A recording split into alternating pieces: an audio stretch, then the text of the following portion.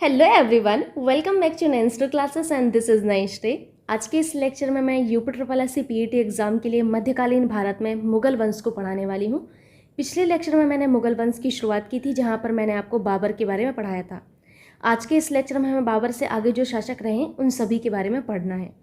अब आपके पेट एग्जाम की डेट भी डिक्लेयर हो चुकी है, तो आप सभी लोग थोड़ा सा सीरियस हो जाइए। आप सभी को पता होगा कि पीईटी एग्जाम आपका अक्टूबर के मंथ में, अक्टूबर लास्ट में 28 एंड 29 को आपका जो है पेट एग्जाम होगा। ठीक है, सो प्रिपेयर रहिए। अब डेट डिक्लेयर हो चुकी है तो ज़्यादा टाइम आपके पास नहीं है, इस टाइम को आप अच्छे से यूटिलाइज करिए। आइए शुरुआत करते हैं आज के इस लेक्चर मध्यकालीन भारत में मुगल वंश को हम शुरुआत करते हैं। पिछले लेक्चर में मैंने आपको मुगल वंश बताया हुआ था कि मुगल वंश जो है आपका बेसिकली इसकी नींव किसने रखी थी? बाबर ने रखी थी। ठीक है, किसने रखी थी? बाबर ने रखी थी। आज यहाँ पर आपको मैं पढ़ाने वाली हूँ हुमायूं और शेरशाह के बारे में। किसके बारे में? हुमायूं और शेरशाह के बारे में। बाबर जो है इनके 4 पुत्र थे। कितने पुत्र थे? 4 पुत्र थे। ठीक है, इन 4 पुत्रों में याद रखिएगा, एक था कामरान। कौन था? कामरान। ठीक है, दूसरा इनका जो पुत्र था वो था आपका अस्करी। क्या था? अस्करी। ठीक है, तीसरा इनका जो पुत्र था वो था आपका हिंदाल। क्या था? हिंदाल। ठीक है, और इनका जो चौथा पुत्र था वो कौन था? वो था आपका हुमायूं। तो यहाँ पर आपको पता चला है कि बाबर का बेटा कौन था? हुमायूं। आप लोगों ने जरूर से एक एडवर्टाइजमेंट भी देखा होगा टीवी में, छोटे थे तब देखा होगा, अभी भी देखा होगा। पियर्स का एक जो है ऐड आता है, उसमें बोलता है बाबर का बेटा हुमायूं, है ना। तो अब यहाँ पर आपको पता होना चाहिए कि बाबर का बेटा था हुमायूं, है ना। किसका बेटा था? हुमायूं किसका बेटा था? बाबर का बेटा था। ठीक, अब हुमायूं के बारे में आपको यहाँ पर पढ़ना है, तो अपनी कॉपी में हेडिंग करिएगा। आज आपको हेडिंग करनी है हुमायूं। ठीक है, हुमायूं आप हेडिंग करिए, और जो यहाँ पर आपको पॉइंट्स बताए जा रहे हैं उन सभी पॉइंट्स को आपको अपनी कॉपी में नोट करना है। ये सारे पॉइंट्स एग्जाम के पर्सपेक्टिव से बहुत इंपॉर्टेंट हैं। ठीक है, सबसे पहले आप लोगों को नोट करना था कि बाबर जो है, बाबर के 4 पुत्र थे, आप ऑलरेडी जान चुके हैं। ठीक है, दूसरा पॉइंट यहाँ पर नोट करिएगा, हुमायूं ने चुनार जो दुर्ग है इस पर पहली बार आक्रमण कब किया था? 1532 में किया था। तो चुनार दुर्ग पर आक्रमण जो किया था हुमायूं ने, कब किया था? 1532। ये आपके लिए इंपॉर्टेंट है, तो नोट करिए यहाँ पर, हुमायूं ने चुनार दुर्ग पर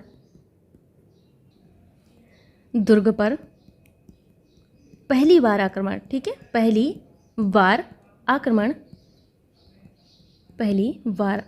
कब किया था? 1532 में। ये डेट आपके लिए इंपॉर्टेंट है।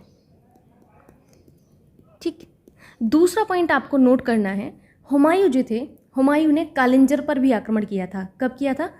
कालिंजर पर आक्रमण इन्होंने 1531 में किया था। ठीक है, अगर आपके पास स्पेस हो तो आप इस पॉइंट को पहले लिखिएगा कि हुमायूं ने कालिंजर पर जो आक्रमण किया था वो 1531 में किया था। तो यहाँ पर लिखिएगा, हुमायूं ने कालिंजर पर आक्रमण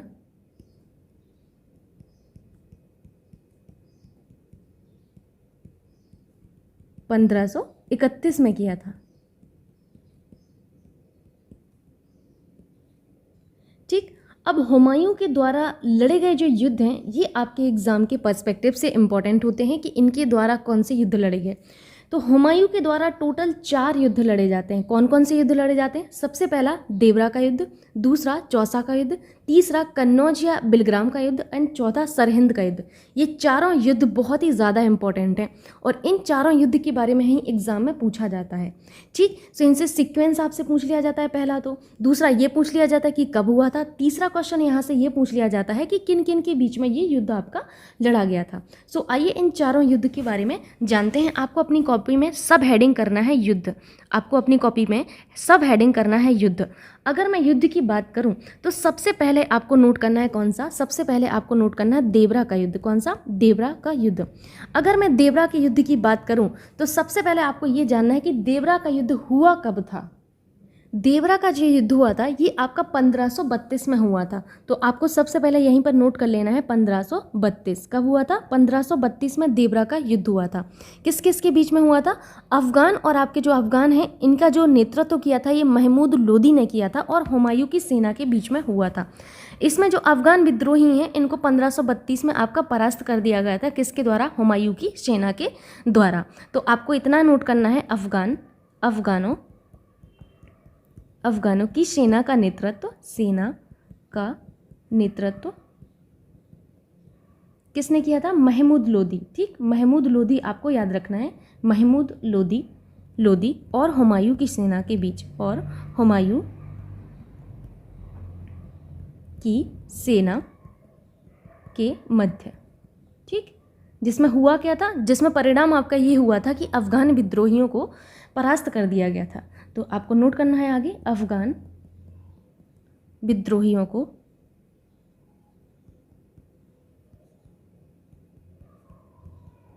(1532) में परास्त कर दिया गया। ठीक, परास्त कर दिया गया, दैट्स इट। ठीक, यहाँ पर सबसे पहले आपने देवरा का युद्ध के बारे में जाना। ठीक, नेक्स्ट आपको जानना है चौसा का युद्ध। कौन सा? चौसा का युद्ध। तो आपको अपनी कॉपी में युद्ध जो है इसी में आगे लिखना है दूसरे नंबर का कौन सा युद्ध आपको जानना है। दूसरा आपको जानना है यहाँ पर चौसा का युद्ध, वेरी वेरी इंपॉर्टेंट। चौसा का युद्ध कब हुआ था? चौसा का युद्ध जो है इससे आपके एग्जाम में क्वेश्चन बनता है। चौसा का जो युद्ध हुआ था ये आपका 1539 में हुआ था। कब हुआ था? 1539। सबसे पहले तो आपको यही जानना था कि चौसा का जो युद्ध हुआ है ये कब हुआ है, तो 1539 में हुआ था।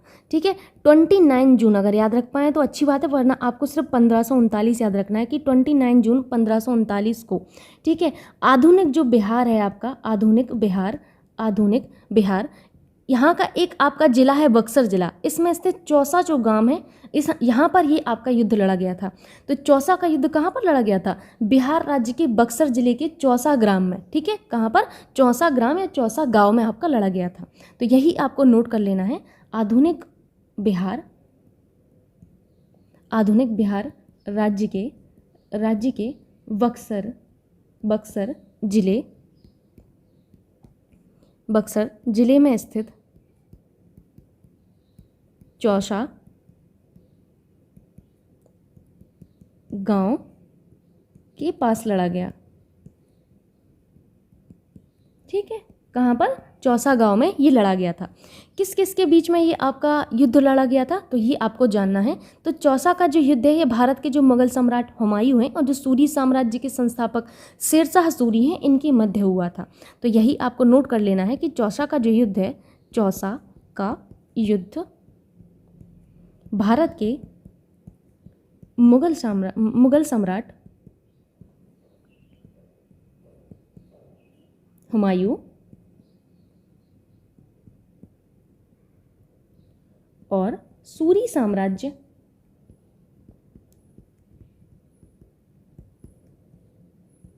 के संस्थापक शेरशाह सूरी। कौन? शेरशाह सूरी। ठीक है, शेरशाह सूरी के मध्य लड़ा गया था। शेरशाह सूरी के बीच हुआ था।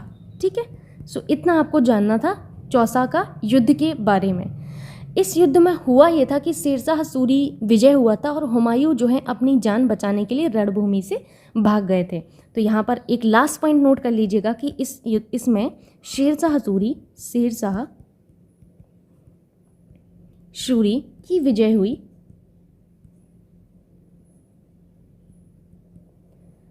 और हुमायूं अपनी जान बचाकर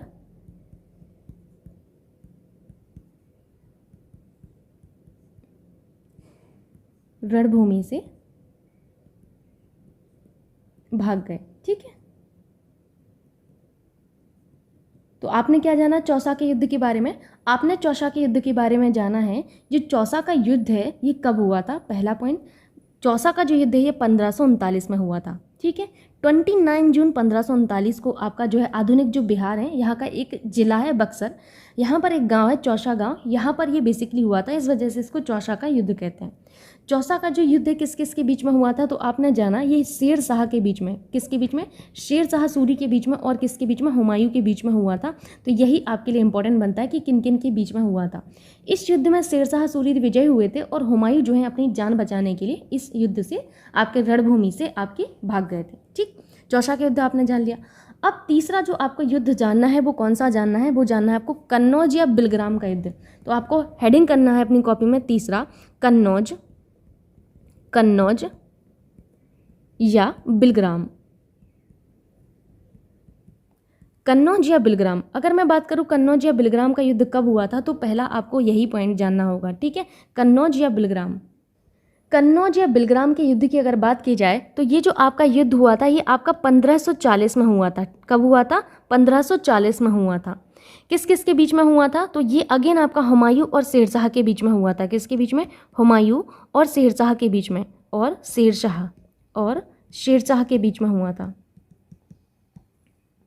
इस युद्ध में हुआ क्या था? तो इस युद्ध में भी आपका जो है शेरशाह जो है इन्होंने हुमायूं को पराजित किया था। तो आपको नोट कर लेना है नेक्स्ट पॉइंट कि इस युद्ध में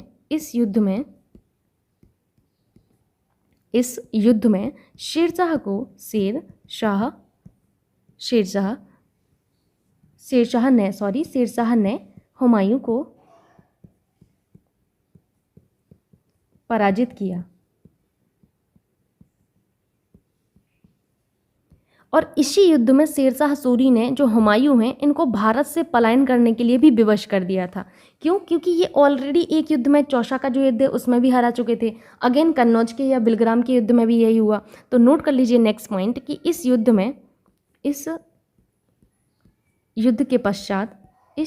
के पश्चात शेरशाह सूरी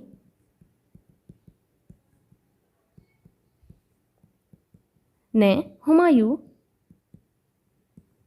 को भारत से पलायन करने के लिए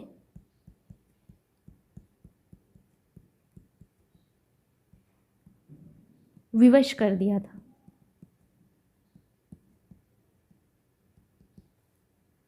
ठीक है, इतना आपको समझ में आया। नेक्स्ट आपको यहाँ पर जो चौथा युद्ध जानना है वो है आपका सरहिंद का युद्ध। कौन सा? सरहिंद का युद्ध। तो आपको फोर्थ यहाँ पर हेडिंग करना है और लिखना है सरहिंद का युद्ध। ठीक है, सरहिंद का युद्ध। सबसे पहले आपको वही पॉइंट जानना है कि सरहिंद का जो युद्ध है ये कब हुआ था। सरहिंद का जो युद्ध है ये आपका 1555 में हुआ था। कब हुआ था? 1555 में हुआ था। Very very important. दूसरा, ये किसके बीच में हुआ था? तो मुगल साम्राज्य सूरी साम्राज्य के बीच लड़ा गया था। तो आपको यही नोट करना है मुगल साम्राज्य तथा सूरी साम्राज्य के बीच में, सूरी साम्राज्य के बीच। और इसी युद्ध में हुमायूं जो थे, मुगल साम्राज्य के जो आपके सम्राट हुमायूं थे, इनको अपना खोया हुआ जो राज्य है ये वापस मिल गया था। तो नोट करिएगा कि इसी युद्ध के बाद हुमायूं को अपना खोया हुआ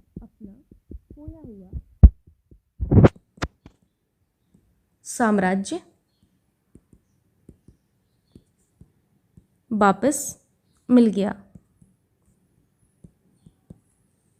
ठीक है, अब यहाँ पर आपने चारों युद्ध को जान लिया। आपने कौन कौन से युद्ध जाने, एक बार इनका क्विक रिवीजन करते हैं। तो आपने यहाँ पर 4 युद्ध जो जाने हैं, सबसे पहला आपने युद्ध जाना है आपका देवरा का युद्ध। कौन सा? देवरा का युद्ध। दूसरा आपने कौन सा युद्ध जाना है? चौसा का युद्ध।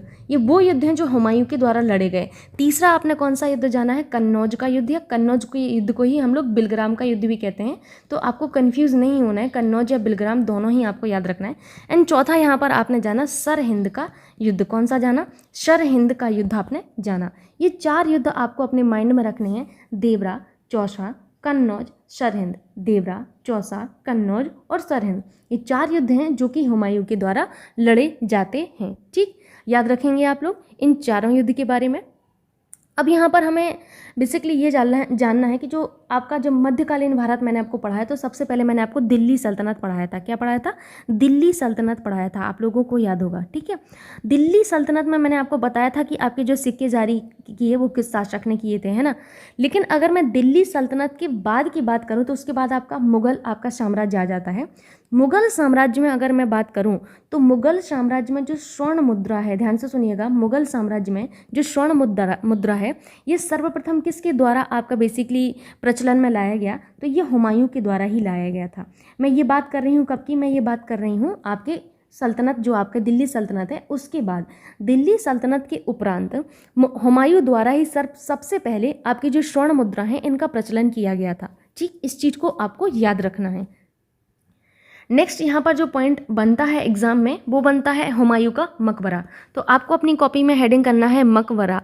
अगर मैं मकबरा की बात करूँ तो ध्यान से समझिएगा, जो हुमायूं हैं इनका जो मकबरा है वो आपका 1564 में, कब 1564 में आपकी जो हाजी बेगम है इनके द्वारा, किसके द्वारा, हाजी बेगम के द्वारा, हाजी बेगम के द्वारा दिल्ली दीन पनाह में, दिल्ली के दीन पनाह में, कहाँ पर, दिल्ली के दीन पनाह में, दीन पनाह में आपका जो है बनवाया गया था। और इस मकबरे के बारे में एक खास बात ये है कि जो आपका हुमायूं का मकबरा है ये श्वेत संगमरमर से बना भारत का पहला गुंबद वाला मकबरा था।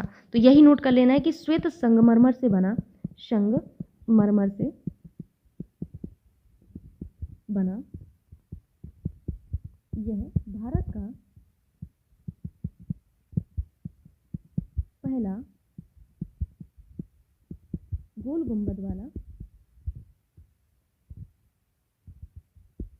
पहला गुंबद वाला, ठीक है, गुंबद वाला लिखिएगा, पहला गुंबद वाला मकबरा है। ठीक है, इतना याद रखेंगे आप लोग।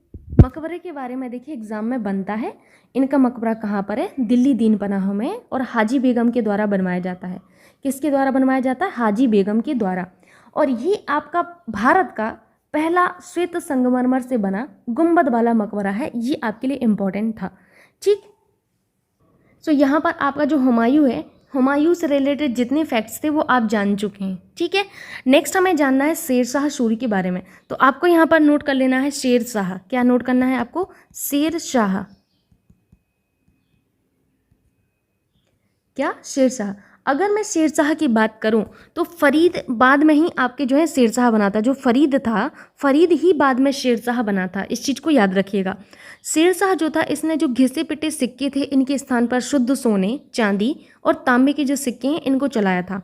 तो नोट करिएगा कि इसने घिसे पिटे सिक्कों के स्थान पर शुद्ध सोने,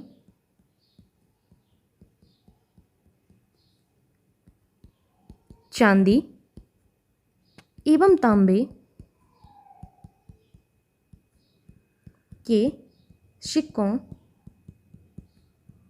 का प्रचलन किया। ठीक है, तो आपको यहाँ पर याद रखना है कि मुगल साम्राज्य में अगर मैं बात करूँ तो घिसे पिटे जो सिक्के हैं इनके स्थान पर शुद्ध सोने के, शुद्ध चांदी के और शुद्ध तांबे के जो सिक्के हैं इनका प्रचलन शेरशाह ने किया था। किसने, शेरशाह ने किया था। शेरशाह ने राजस्व से संबंधित सुधार किए, प्रशासनिक सुधार भी किए थे, सैनिक सुधार भी किए, और इसने करेंसी जो आपकी प्रणाली है इसमें भी सुधार किया था। तो नेक्स्ट पॉइंट आपको यही नोट कर लेना है, शेरशाह के द्वारा, शेरशाह ने या शेरशाह के द्वारा, शेरशाह ने राजस्व सुधार, राजस्व सुधार, प्रशासनिक सुधार, प्रशासनिक सुधार, सैनिक सुधार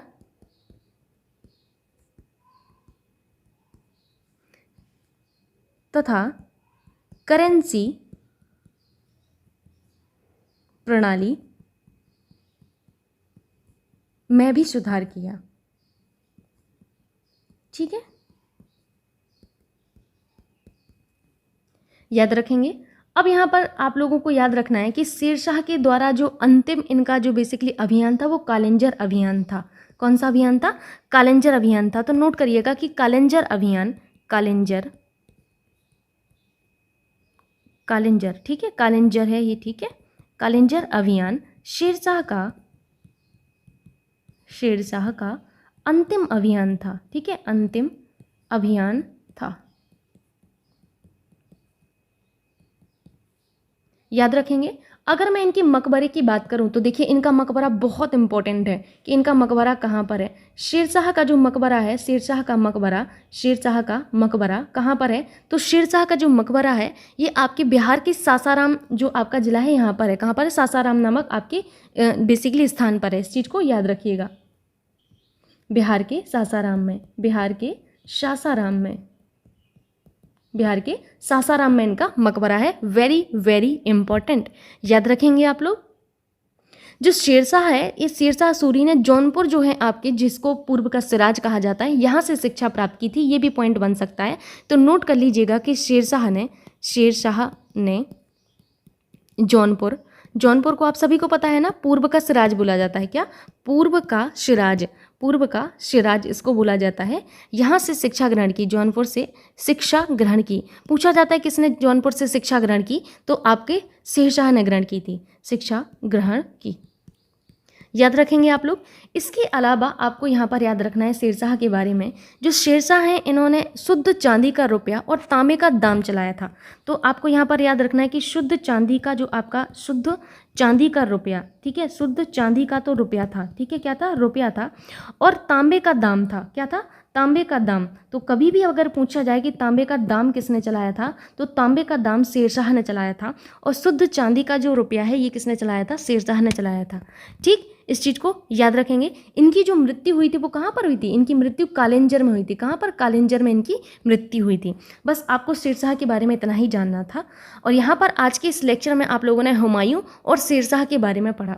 आशा करती हूँ कि ये लेक्चर आपको समझ में आया होगा। यदि आपको वीडियो अच्छा लगता है देन प्लीज़ वीडियो को लाइक करना एंड शेयर करना ना भूलिएगा। मिलते हैं नेक्स्ट लेक्चर में, तब तक के लिए थैंक यू।